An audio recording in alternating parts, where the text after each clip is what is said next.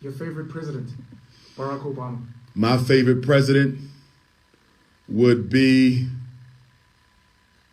President General of the UNIA ACL, the most honorable Marcus Messiah Garvey. Boom. My favorite prime minister, Patrice Lumumba of the Congo. Runner-up, Osagyefo Dr. Kwame Nkrumah. Favorite revolutionary, Jean-Jacques Dessalines. Runner-up, Nat Turner. Runner-up, Dedan Kimathi of the Kenyan Land and Freedom Army. No Barack Obama? Hell no. Why not? Sell out. He did nothing for African people. He put AFRICOM in Africa. Do you know that there's been about 12 coups in Africa over the past 5 years? And nearly every coup was in a country where Barack Obama built a U.S. military base. No coincidence. America doesn't believe in democracy. Britain doesn't believe in democracy. Amsterdam doesn't believe in democracy. Paris doesn't believe in democracy. They believe in domination. I don't care how many democratically elected presidents you get in Africa. If that democratically elected president doesn't carry out the agenda of the global white power structure, he will be overthrown, whether he was put in office through a vote or not. The white man does not believe in democracy. It's only a weapon that they use to achieve their ends, and they have no problem disposing with their weapon of democracy when it doesn't serve their agenda. Jeez. Your thoughts around the second Wakanda, where you in essence had Latinos fighting black people for seemingly an American white agenda. Yes. Black Panther, I believe, was a CIA-backed movie. One thing you need to know about the United States, there is a congressional committee that supervises all movies that are released from Hollywood. And if you intend to produce a movie that is hostile to American interests, that movie will never be released. On top of that, the CIA and the FBI, they pay movie studios to include content that is favorable to America's agenda. When you look at the first Black Panther, the hero of the movie wasn't Prince T'Challa. Rest in peace to Chadwick Boseman. It was CIA agent Ross, the white man who flew the plane back and actually saved Zuri, the Panther's sister. How can the CIA agent be a hero in an African movie when the CIA is responsible for destabilizing most African countries, responsible for the assassination of most African leaders? Who ordered the assassination of Patrice Lumumba? The CIA. Who provided intelligence to the apartheid government to help capture Nelson Mandela's and the other ANC leaders in exile? The CIA. Who had Maurice Bishop assassinated in Grenada? The CIA. So you mean to tell me the one governmental structure that was responsible for overthrowing and assassinating so many African leaders is now a hero in an African movie for African children? Complete propaganda. And as far as Wakanda Forever, the second movie, it was absolutely disgusting. I almost walked out. And you know why? Our children were so empowered with Black Panther 1. You come back for Black Panther 2. And you mean to tell me the Mexicans have the same vibranium as the Wakandans? The Mexicans got the same power as the Wakandans. So what's so special about the Wakandans if you're going to take all their power and give it to the Mexicans? And when you watch the movie, the Mexicans kick our ass through the whole movie. I couldn't take my child to go and watch that. I'm not going to take my child to go and watch that. Why would you put out a movie on a black superhero and allow his entire community to get destroyed by an army of Mexicans? I also think that that was a CIA-fronted movie, and I think the message there was to desensitize American Africans to the coming oppression and replacement of them by the Mexican immigrants. Right now in Chicago, our second largest black city, you know what's happening? Joe Biden and the U.S. government is bringing busloads of Hispanics into Chicago to use them to do what? Help push black people out, gentrify black Chicago, and also take over all the unused social services so black people can get nothing. Wakanda Forever was a prelude of what's going to happen to black America over the next 20 years. KRS-One calls the CIA criminals in action.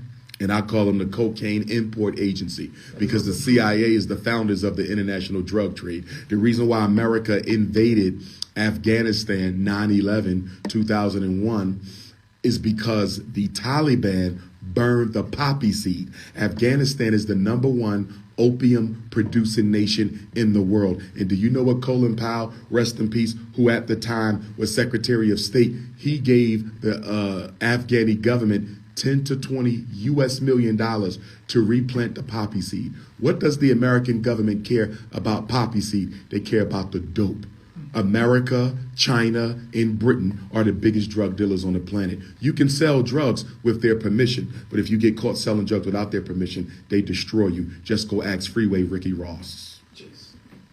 The official stance of a Pan-Africanist against our Mexican and other Hispanic brothers and sisters? We're not against them. We're not against any race. We wish the best to the Latino family. And of course, Latino Africans are our brothers and sisters. Okay, so we don't see them any differently as we see anyone else. We wish the best to the Asian family, Caucasian family, Arab, Indian. We wish goodwill to all human groups. But our priority is to ourselves. And we will not allow any group, not Chinese, not Arab, not Indian, not European Jew, not Anglo-Saxon, to impede the progress of African people. So we're not against nobody else. Yeah. The problem is these other groups are against us often because nobody wants to help Africa, but everybody wants to loot Africa. True. You see, God set up the world in such a way that we have all the resources. Yeah. Nobody can live without Africa, but Africa don't need anybody else to survive. So that automatically means what? They have to come and take from Africa. And they do it in such an exploitative way that we don't get anything out of the deal. So in essence, many of these groups become natural enemies of African people. Europeans are natural enemies of African people. Europe has almost nothing. They cannot survive without Africa. See the vampire metaphor? You know, the vampire is very popular in European imagination because the European is a vampire. What is a vampire? A blood-sucking demon. And what has the European been doing in Africa for the past 300 years? Sucking the mineral and economic blood out of black people. It's time to crucify the vampire. You were actually born Jermaine. Yes, sir. Shoemake. Yes, sir. And then you changed your name, and now no. And then my father changed my name when he married my mother. Okay. Yeah. What was the reason for that? My mother named me after Jermaine Jackson, and my father couldn't stand Jermaine Jackson. Jeez. Why not? Wanted to name you Michael. He probably was jealous. Yeah, but I was Jermaine Shoemake. And then my father changed my name when they were married. I was about 7 or 8 years old. Yeah. Ifatunde Oguntade, that is the name that was given to me during the process of a spiritual divination at the Oyotunji African Village in South Carolina, a traditional African spiritual village based on the Ifa spiritual system practiced by the Yoruba of Nigeria. Okay. Yeah. And that was November 19th, 2011. So it's been 12 years now. It's only more recently I've been more forceful with asking brothers and sisters to refer to me as Ifatunde and to drop the Johnson.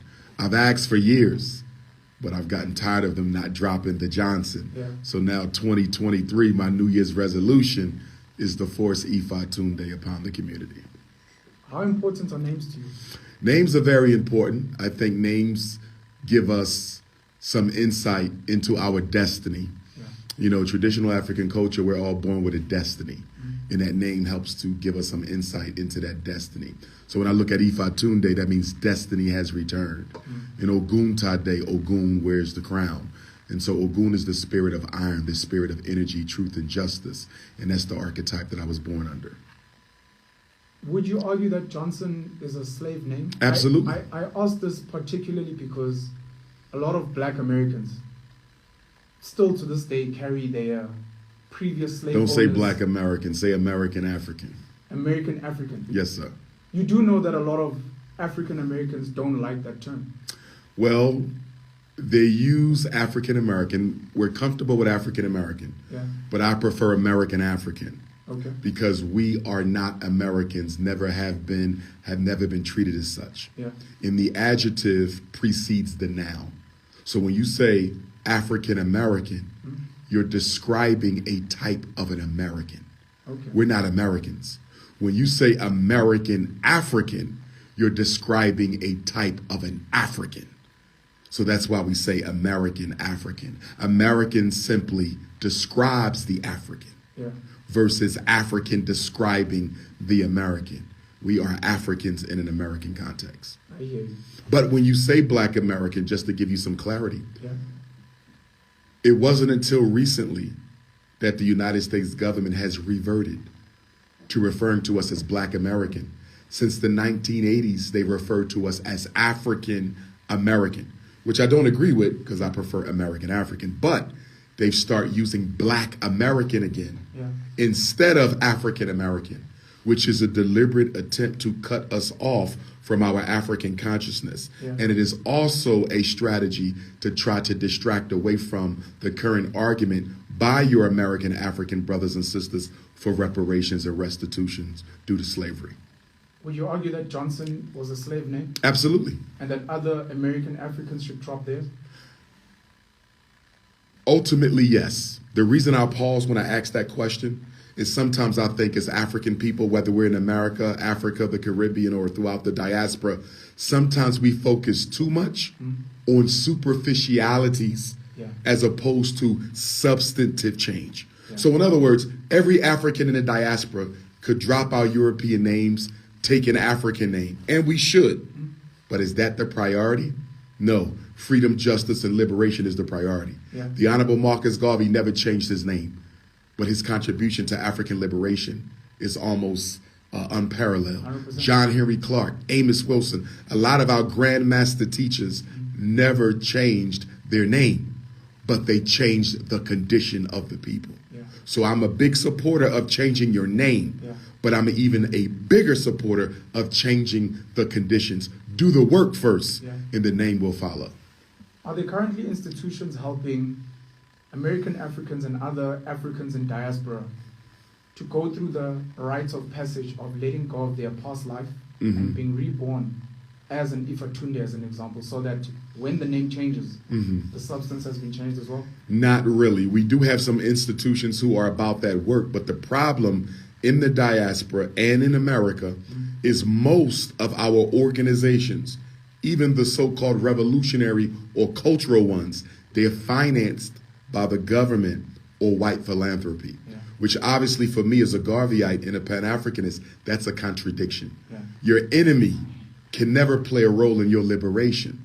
There's a book that was written not too long ago. It's called The Revolution Will Not Be Financed. The book talks about why African people haven't made more progress in the modern era because we're still dependent on European capital to fund our initiatives and institutions. It needs to be all Black or it will never work for us.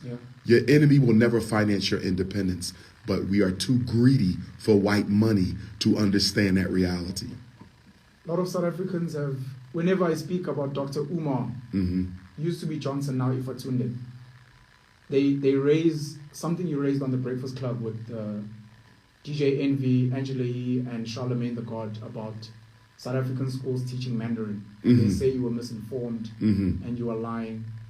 I'd like you, if you may, to explain why you said that and what informed them. Yes, indeed. I stand by what I said.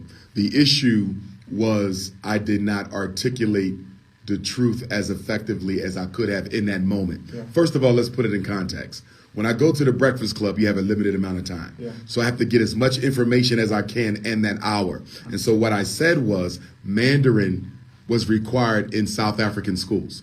What I intended to say was the South African Ministry of Education has approved the instruction of Mandarin in South African schools.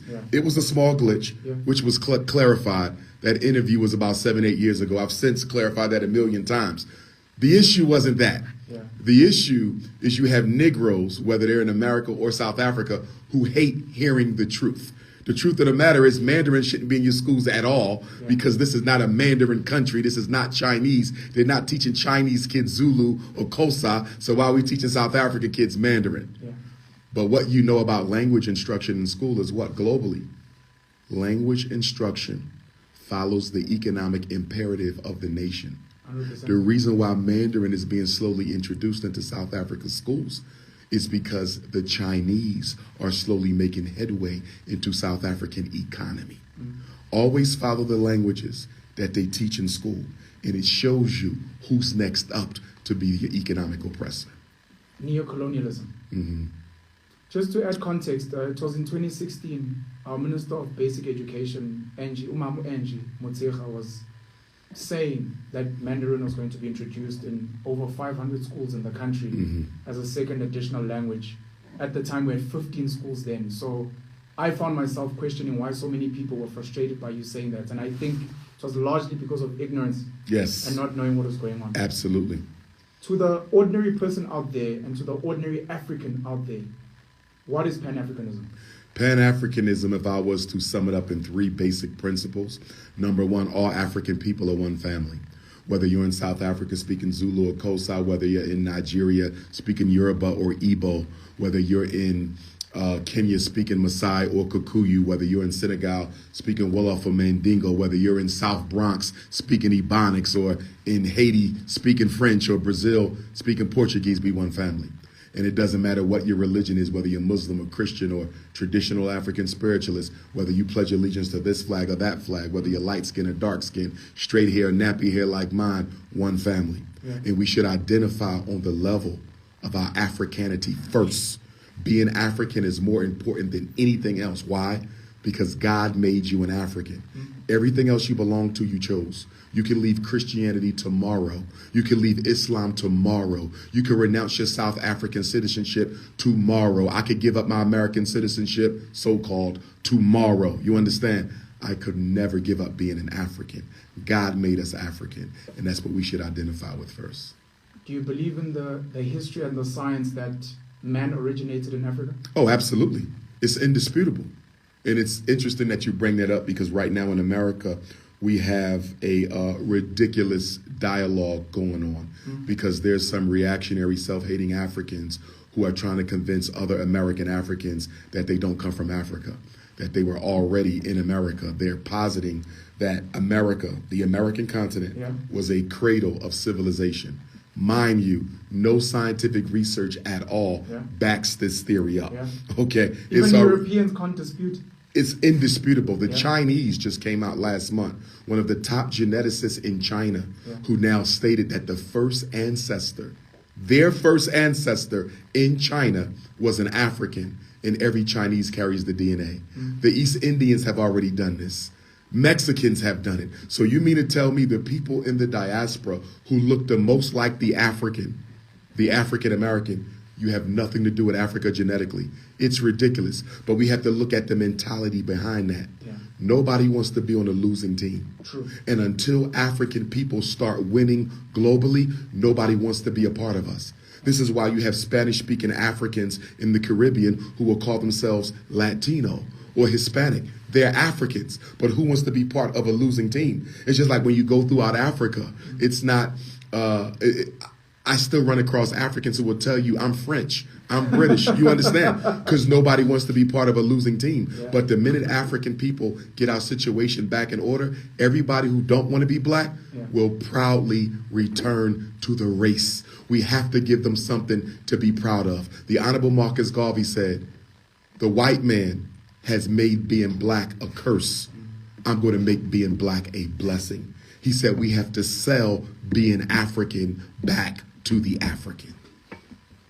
If life originated in Africa and the original man, woman are from Africa, how do we explain Europeans, Asians, maybe even Latinos?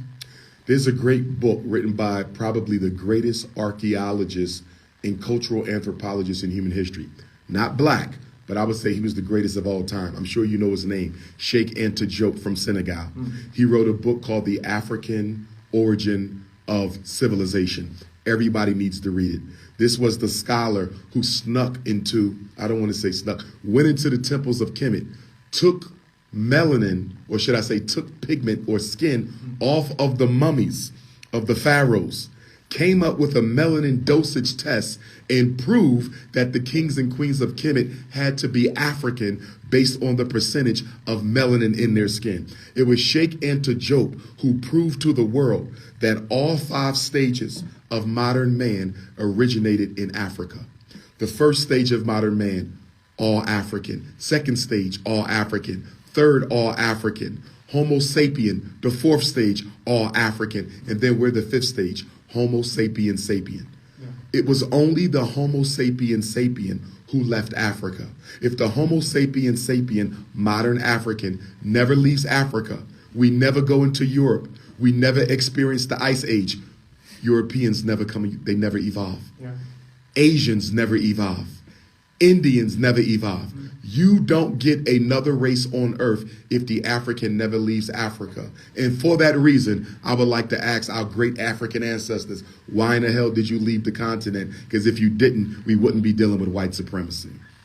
Do you acknowledge white people, Europeans and Asians as African? Absolutely not. Absolutely not. They are not Africans. Even if they evolved from us, they are now a distinctly different race. Now, multiculturalists and integrationists and colorblind Negroes would say they have 2 arms and 2 legs and they have 2 eyes just like the rest of us. How are they not a part of our human family? And I'll tell you why. Biology is only one aspect of reality. What about spirituality? What about psychology? What about cosmology? What about sociology? Even though the white man may have all the body parts of an African, we do not share the same worldview. We do not share the same spiritual principles. We do not share the same sociological assimilation. Nothing about the African and the European is the same except the fact we share the same human body. So I do not agree that white people are Africans. They are Caucasians, and they have nothing to do with us. So part of the argument is climate, the ice age. Part of it is diet, which may have affected pigmentation and those kind of things. Would you ever consider a journey, it may not be yours, it may be for our children, our children's children, to liberate and rescue Europeans and Asians and bring them back home? That's a trap. We have to be careful because a lot of Africans around the world have taken on this responsibility of civilizing the Neanderthal. I'm not interested in civilizing the Neanderthal because the Neanderthal can't be civilized. Remember, we did this before. Did we not go into Europe and civilize Spain? Did we not go into Europe and civilize Italy? Did we not already go into Europe and take those backward European tribes and try to make them decent human beings? And what did Africa get for that? You got enslaved. What did Africa get for trying to civilize the white man? You got colonialism. What did Africa get for trying to teach the white man how to live as a decent human being? You got neocolonialism. Every time we try to introduce the white man to human civilization, we suffered. Stop trying to save the white man. Save yourself. You're reminding me of some of the leaders of the Nation of Islam. But we have differences. I'd like to hear your thoughts on the Nation of Islam. I respect the Nation of Islam. The Honorable Minister Louis Farrakhan has been one of the most consistent voices for black consciousness in the United States. Yeah. He may be the longest running voice of consistent black consciousness because he's been blessed to be with us in the flesh for so long. But there's differences. They operate on a religious paradigm. I do not operate on a religious paradigm. No religion is going to save black people. No religion. Black people have to save black people.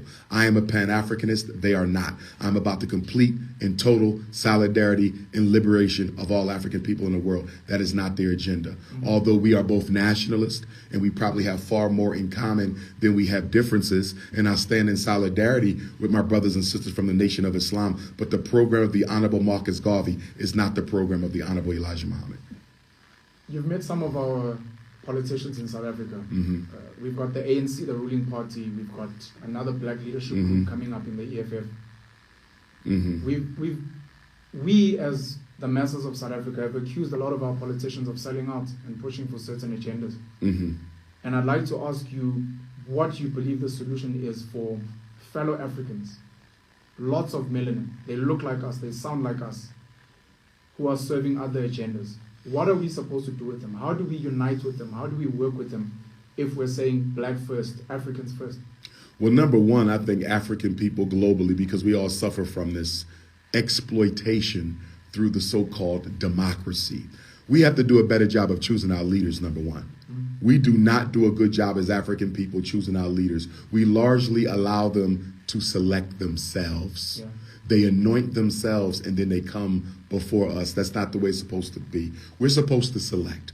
We're supposed to do the research, the investigation, and decide who we want to represent us. You don't have somebody come and tell you they're going to represent you. That's totally backwards. That's number one. Number two, if we want African politicians, whether in America, whether in Africa, whether in the Caribbean, to be loyal to African people, we have to finance them. Any black politician, I don't care how well-meaning they are, if they got to go to white people to get financing for their political party, if they got to go to white people to get financing for their campaign, ultimately they're going to carry out a white agenda, because the hand that pays is the hand that rules. Yeah. So if you want your politicians to be loyal to you and the black community, you have to finance them. But we don't do that. In South Africa, many of your politicians are financed by white people. In America, our black politicians are financed by white people. In the Caribbean, they're financed by white people. If you want to change that, if you want to stop being exploited by fake black politicians, start selecting them yourself and start funding them yourself. You agree that there are some bad Africans, some bad black people? Absolutely. Are we supposed to try and unite with these people or try and save them? I don't believe you can save every African, and I'm not interested in doing that. The freedom struggle is not a utopia. You saw that here. The South African freedom struggle wasn't a utopia. Yeah. The Ghanaian freedom struggle wasn't a utopia. The Congolese freedom struggle wasn't a utopia. The African freedom struggle wasn't a utopia. There will always be reactive, anti-African elements, even amongst our own people. Yeah. Cut off the cancer and grow with those who are interested in being free. The worst thing you can do is try to bring every South African into the fold in your next liberation struggle. Because truth be told, some of us have been so indoctrinated, so brainwashed by the white power structure that we will kill you before we kill apartheid. Is this not potentially creating a new tribe of Pan-Africanist, black conscious? I mean, you look at white Jewish, white British, we've got white Afrikaans. Mm-hmm. These are distinct groups. According to you, of course, they serve the same white supremacy agenda. Absolutely. Are we not, maybe the argument is, should we not be creating new black tribes that share similar values and understand that we can't bring all black people because the values are not the same? Well, firstly, I hate the use of the word tribe. Okay. Believe it or not, that's a word that was introduced by the Caucasian to basically try to reference African people as being primitive. Yeah. I prefer kingdom, not the Zulu tribe, but the Zulu people or the Zulu kingdom, not the Xhosa tribe, but the Xhosa people or the Xhosa kingdom. I don't think we need a new group.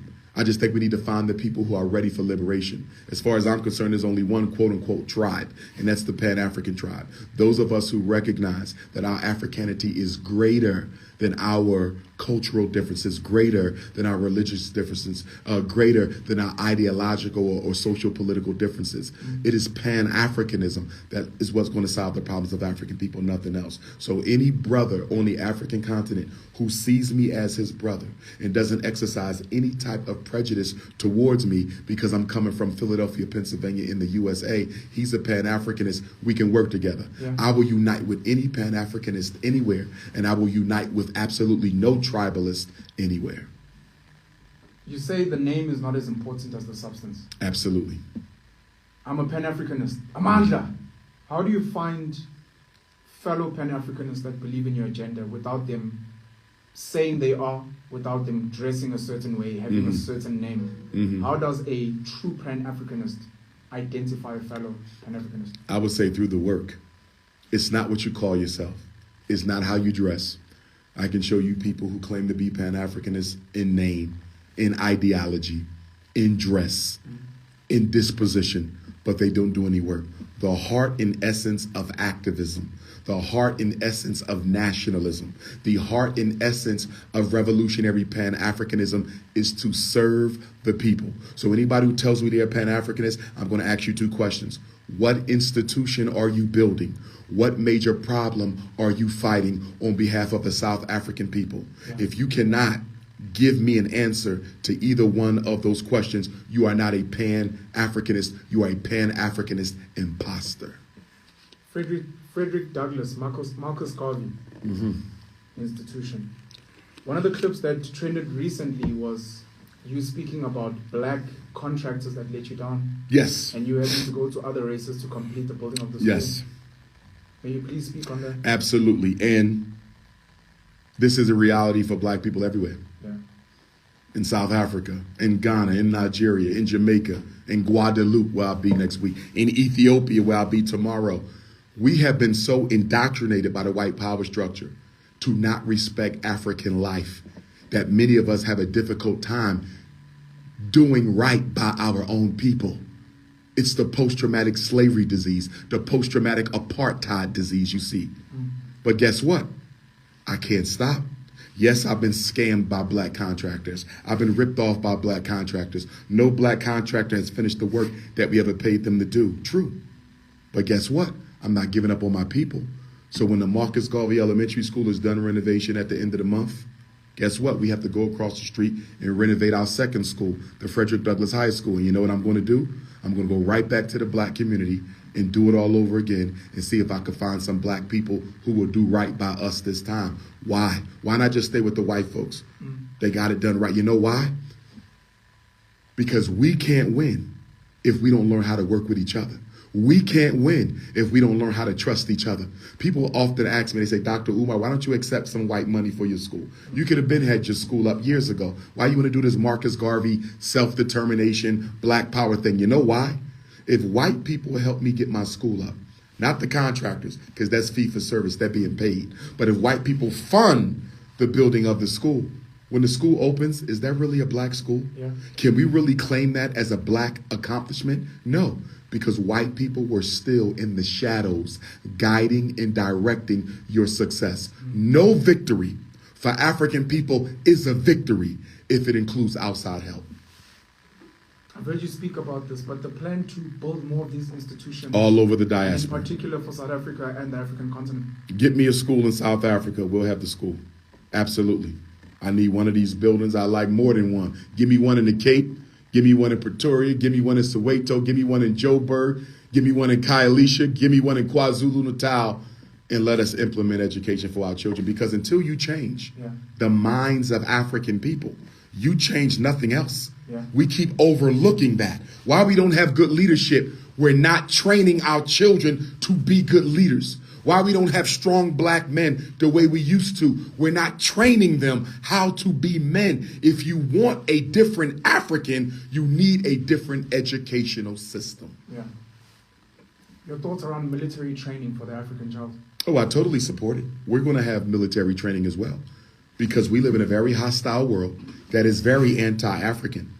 Although we are the largest family on the planet is very much decidedly anti-African. So we have to be ready at all times to defend our men, our women, our children.